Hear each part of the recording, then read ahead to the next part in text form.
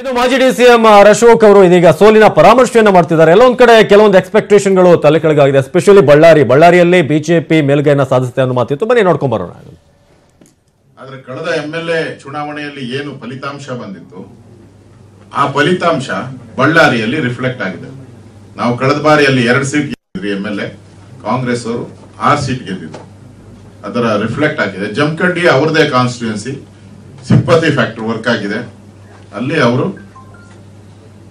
ಕ್ಷೇತ್ರವನ್ನು ಉಳಿಸ್ಕೊಂಡಿದ್ದಾರೆ. ಇನ್ನು ರಾಮನಗರ ಜೆಡಿಎಸ್ ಒಂದು ಕ್ಷೇತ್ರ, ಅದನ್ನು ಅವರು ನಮ್ಮ ಸೋಲಿನ ಭಯದಿಂದ ನಮ್ಮ ಅಭ್ಯರ್ಥಿಯನ್ನು ಹೈಜಾಕ್ ಮಾಡಿದ್ರು. ಸೊ ಮಂಡ್ಯದಲ್ಲಿ ಮೊದಲ ಬಾರಿಗೆ ನಮಗೆ ಕಳೆದ ಚುನಾವಣೆಯಲ್ಲಿ 86,000 ವೋಟ್ ಬಂದಿತ್ತು. ಈ ಬಾರಿ 2,50,000ಕ್ಕೂ ಹೆಚ್ಚು ಜನ ನಮಗೆ ಬೆಂಬಲವನ್ನ ಕೊಟ್ಟಿದ್ದಾರೆ. ನಾನು ಈ ಮೂಲಕ ಮಂಡ್ಯದ ಜನಗಳಿಗೆ ಅಭಿನಂದನೆ ಸಲ್ಲಿಸ್ತೀನಿ. ಮೊದಲ ಬಾರಿಗೆ ನಮಗೆ ಸ್ವಾತಂತ್ರ್ಯ ಬಂದ ಮೇಲೆ ಎಲ್ಲಾ ಚುನಾವಣೆಗಳಲ್ಲೂ ನಮಗೆ ನೀವು ಕೊಟ್ಟಿದ್ದಕ್ಕಿಂತ ಈ ಬಾರಿ ಅತಿ ಹೆಚ್ಚಿನ ಬಹುಮತ ಕೊಟ್ಟಿದ್ದೀರಾ.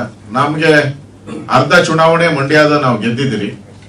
ಈಗ ಅರ್ಧ ಚುನಾವಣೆ ಮಂಡ್ಯ ಗೆದ್ದಿದ್ದೀರಿ. 2.5 ಲಕ್ಷ ವೋಟ್ ಬಂದಿದೆ. ಮುಂದೆ 6 ತಿಂಗಳು ನಡೆಯುವಂತ ಚುನಾವಣೆಯಲ್ಲಿ ಪೂರ್ತಿ ಮಂಡ್ಯವನ್ನ ನಾವು ಗೆಲ್ತೀವಿ.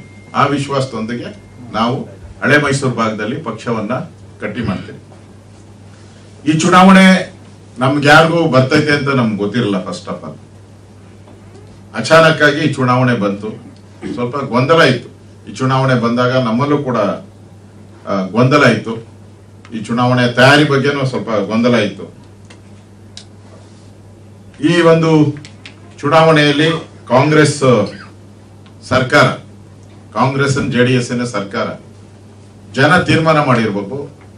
ನಾವೀಗ 5 ತಿಂಗಳು ಅವಕಾಶ ಕೊಟ್ಟಿದ್ದೀರಿ, ಇನ್ನೂ 1 ತಿಂಗಳು ಅವಕಾಶ ಕೊಡೋಣ, ಇಷ್ಟು ಬೇಗ ಜಡ್ಜ್ ಮಾಡಕ್ ಆಗಲ್ಲ ಅನ್ನೋ ಕಾರಣನೂ ಕೂಡ ಇರ್ಬೋದನೋ. ಅದೊಂದು ಈ ಚುನಾವಣೆಯ ಅವರ ಫಲಿತಾಂಶ ಜಯಕ್ಕೆ.